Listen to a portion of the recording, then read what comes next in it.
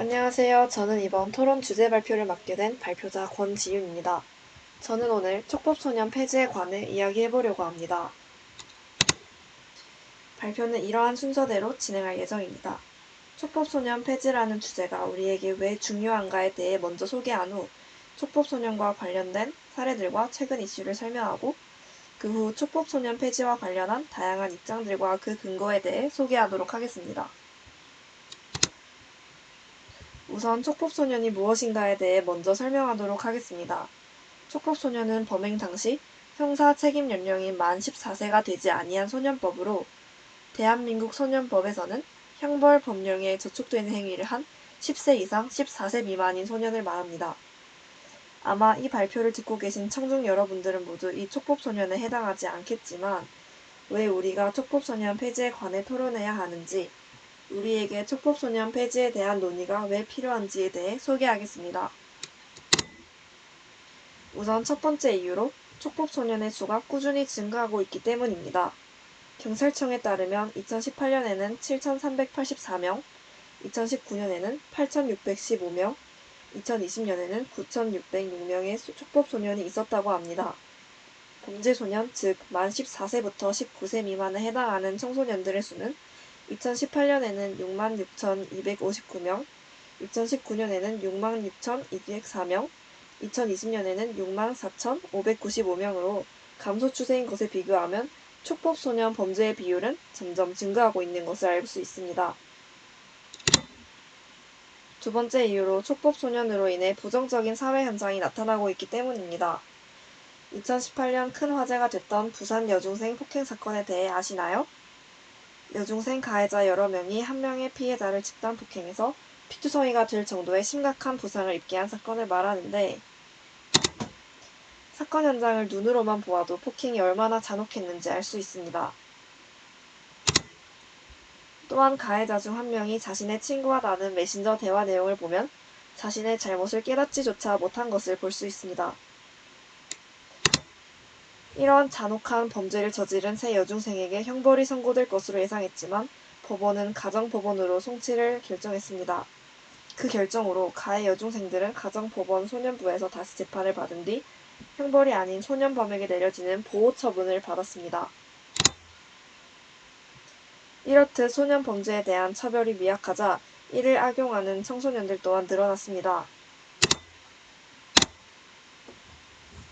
범죄를 저지르고도 반성 없이 소년법을 비웃는 청소년들에 대한 기사를 다수 찾아볼 수 있습니다. 이러한 부정적인 사회 현상은 관련 드라마가 히트를 치는 데 기여했습니다. 이 소년심판이라는 드라마는 넷플릭스에서 큰 화제를 모은 작품으로 지방법원 소년부의 엄정한 판사가 복잡한 사건들을 다루며 소년범에 대한 반감, 그리고 정의와 형벌에 대한 굳건한 신념 사이에서 균형을 잡아간다는 줄거리를 가진 작품입니다.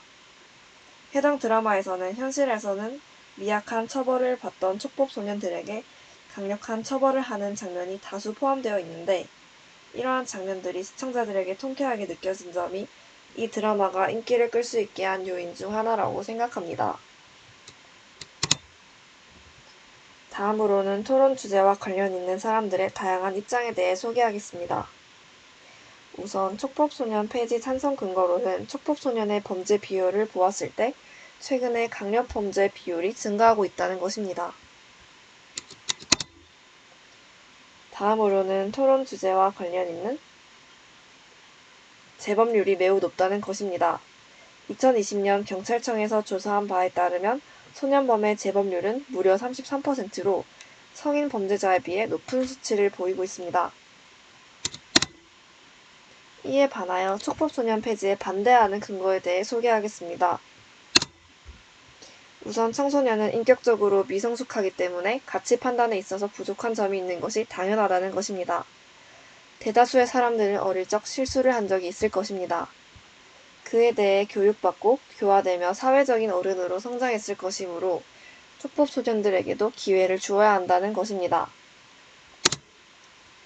두 번째 반대 이유는 처벌보다는 예방과 교화가 더 중요하다는 것으로, 앞서 설명드린 첫 번째 이유와 마찬가지로 청소년이 인격적으로 미성숙하다는 점을 전제로 하는 의견입니다.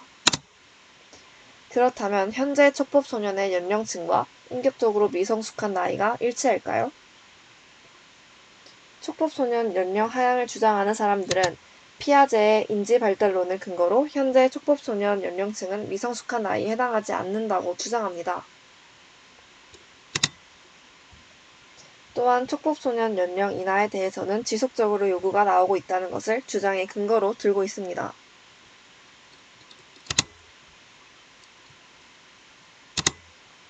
이상으로 촉법소년 폐지에 대한 발표를 마치겠습니다. 들어주셔서 감사합니다.